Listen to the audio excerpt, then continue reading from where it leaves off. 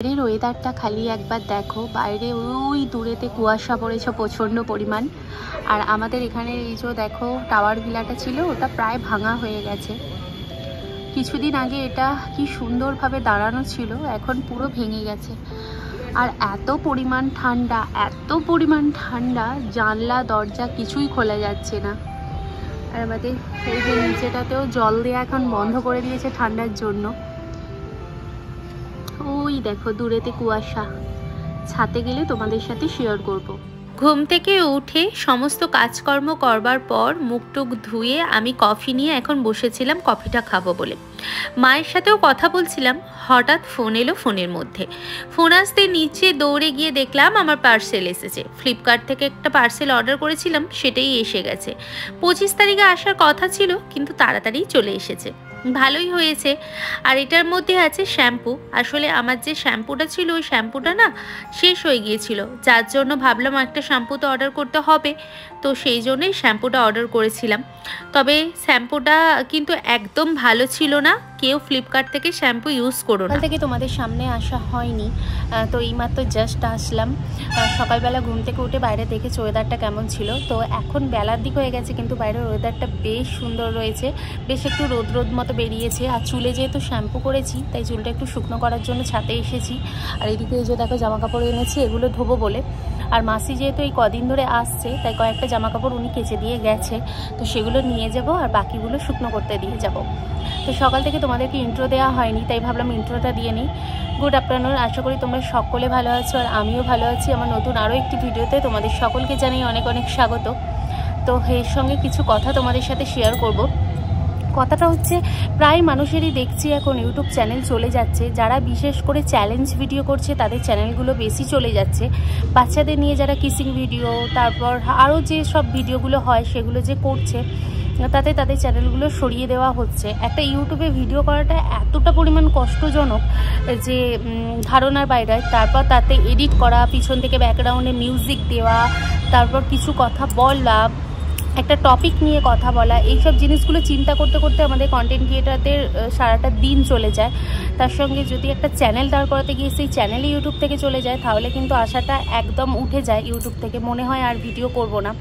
আর প্রত্যেকেই আমরা ইউটিউবেতে এসেছি একটা করে আর কি নিজের জায়গা তৈরি করবার জন্য, কিন্তু সেটা তো আর কখনো উঠছে না। এখনের পরিস্থিতিতে দাঁড়িয়ে সেই জিনিসটা হয়ে উঠছেই না। এখন তো ভাইরাল হবো সেই চিন্তা মাথা থেকে দূর করে সকালবেলা ঘুম থেকে উঠে আমার চ্যানেলটা আমি দেখতে পাবো কিনা, সেটাই সবথেকে বড় সমস্যা হয়ে উঠেছে।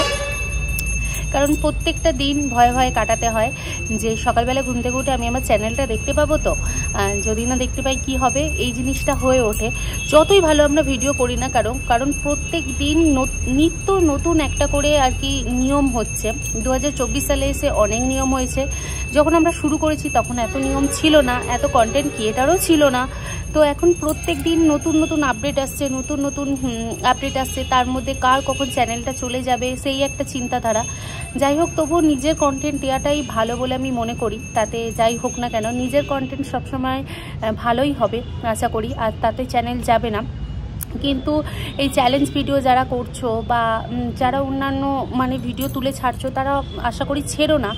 আর তোমাদের কাছে এটা রিকোয়েস্ট যে তোমরা ছেড়ো না, তাতে চ্যানেলটা ক্ষতি হবে। চ্যানেল চলে গেলে তারপর কান্নাকাটি করে তার কোনো লাভ নেই। কারণ একটা কন্টেন্ট বানিয়ে নিজের চ্যানেলে ছাড়ো, তাতে যদি 10টা ভিউ হয় সেটা তবুও নিজের কন্টেন্ট, অন্য কারো কন্টেন্ট না। তো যাই হোক, এই কথাগুলোই আমার বলবার ছিল। আমি আশা করি তোমাদের সাবধান করতে পেরেছি। আর যারা এখনও পর্যন্ত চ্যালেঞ্জ ভিডিও দিয়ে রেখেছো চ্যানেলেতে, তারা ডিলিট করে দাও, তাতে ভালো হবে। হয়তো তোমার ওয়াচ টাইমটা কমে যাবে, মনিটাইজেশনটা উঠে যাবে, কিন্তু একটা জিনিস কি ভালো বলো তো, যেটা হচ্ছে তোমার চ্যানেলটা বেঁচে যাবে। তো যাই হোক বন্ধুরা, চলো নিচে যাই, রান্নাবান্না করি, অনেক কাজ আছে, সব তোমাদের সাথে আজকে শেয়ার করব। দেখো এখানেতে একটা লঙ্কা গাছ বসিয়েছে, আর লঙ্কা গাছটা অলরেডি ফুল এসেছে। কি সুন্দর দেখতে লাগছে, তাই না? আমার সবুজ এরকম গাছপালা খুব ভালো লাগে। আর এই গাছটাকে দেখো, এই গাছটাকে আমাদের হিন্দুতে বলে লাকি গাছ। আসলে এইটা বাড়িতে রাখলে নাকি খুব ভালো, সংসারে অনেক উন্নতি হয়। গাছটা ঠিক এরকম দেখতে হয়।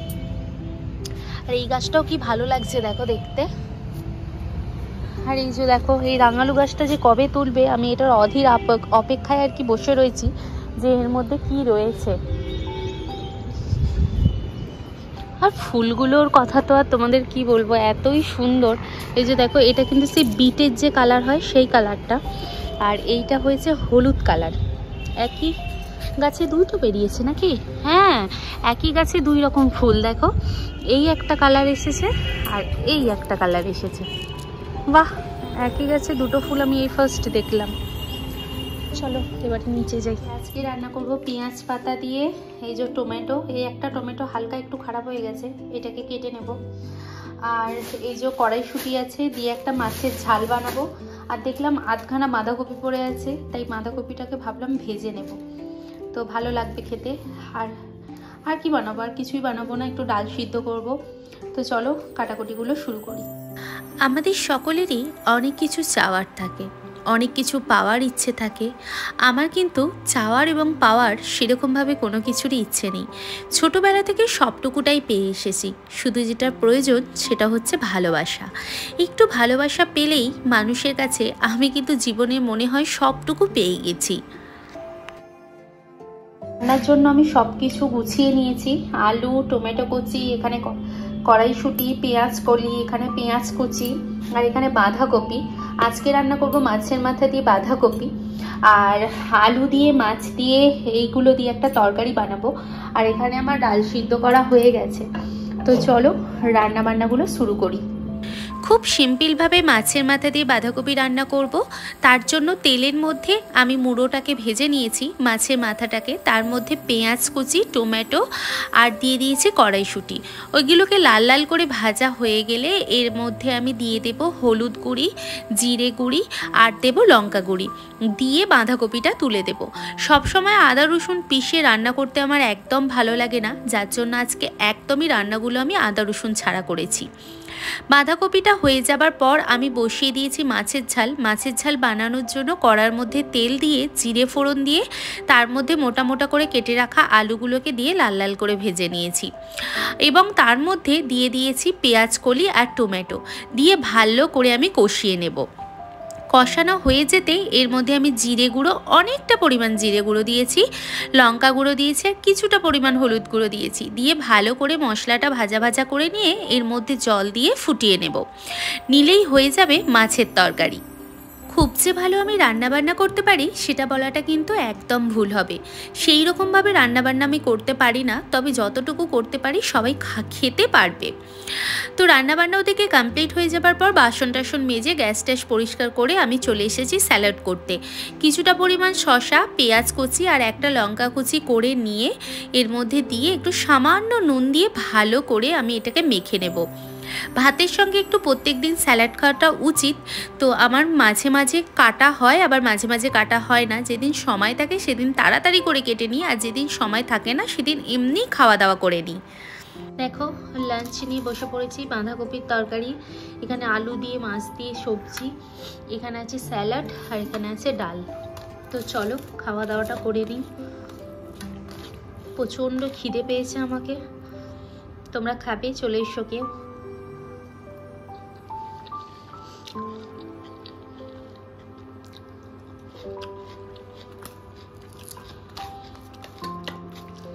ইভিনিং বন্ধুরা, এখন অনেকটা সন্ধে হয়ে গেছে আর এখন এখানে পিঠের তোড়জোড় চলছে।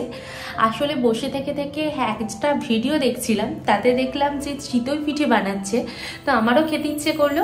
আর শাশুড়ি মা তো পাঠিয়েই দিয়েছিল চালের গুঁড়ি, তো চালের গুঁড়িকে ফটফট করে গুলে নিয়ে বানিয়ে ফেলেছি চিতই পিঠে। আর এখানে দুধ বসিয়ে দিয়েছি। আজকে বানাবো খেজুর গুড় দিয়ে চিতই পিঠে, আর ওই দুধে যে ভেজানো হয় সেটা। তো তোমাদেরকে দেখাই আগের বারে কি হয়েছিল। তোমাদের দাদাভাই যখন এসেছিল তখন একটা একটা করে আমাকে কড়াইয়ের মধ্যে বানাতে হয়েছিল। তো আমার মনেই ছিল না যে চিতই পিঠে যে ছাঁচটা থাকে সেটা আমার কাছে ছিল। তো এখন আমার মনে পড়লো ছাঁচটা ছিল, তো তাই ফটফট করে উঠেও গেল আর তাড়াতাড়ি করে আর কি বানানোও হয়ে গেল। চিতই পিঠে যে ছাঁচটা আছে এটাতে ফেললে কি হয়, এটা ননস্টিকের যেহেতু তাড়াতাড়ি কিন্তু উঠে যায়। তোমাদের দেখাচ্ছি, দেখো। এই যে দেখো আমি বানিয়েছি, কি সুন্দর উঠেছে। একটা দুটো একটু কেমন মতো হয়ে গেছে, যেদিকটা একটু কম আঁচ লেগেছে, কিন্তু বাকি সব কটাই কিন্তু খুব সুন্দরভাবে উঠেছে দেখো। আর এখানে এখন আমি করতে দিয়েছি, তো তোমাদের দেখাই। এই দেখো কি সুন্দর দেখো উঠছে। এটা যদি আমার আগে মনে থাকতো, বিশ্বাস করো আমি কিন্তু আগে এইভাবেই তুলতাম।